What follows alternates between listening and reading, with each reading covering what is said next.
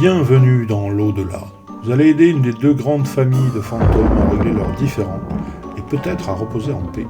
Rest in Peace est un jeu de Fabien Gridel, illustré par Hein Heitzig, pour 2 joueurs ou joueuses de 15 minutes environ.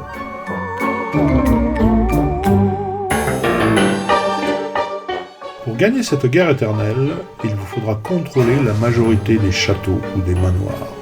Pour tenter de prendre possession de chaque demeure, les 2 familles joueront leurs cartes fantômes de part et d'autre de celle-ci.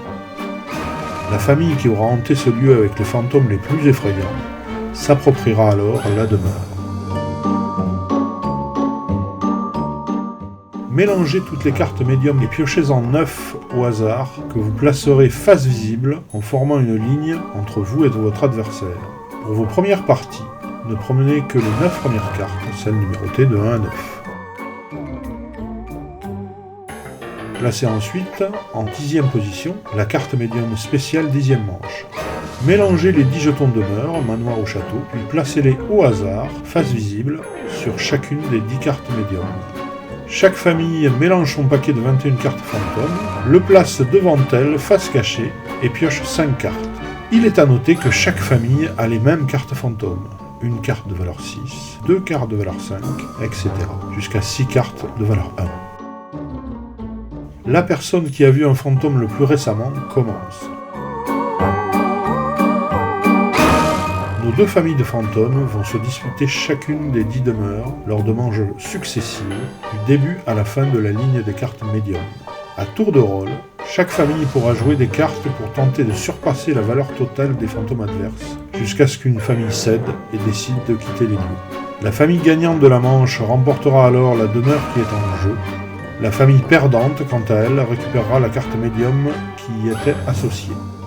À votre tour, vous pouvez jouer autant de cartes que vous le souhaitez, y compris aucune.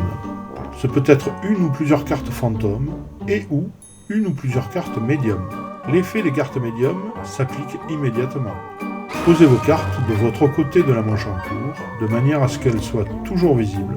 Les cartes jouées restent visibles jusqu'à la fin de la partie.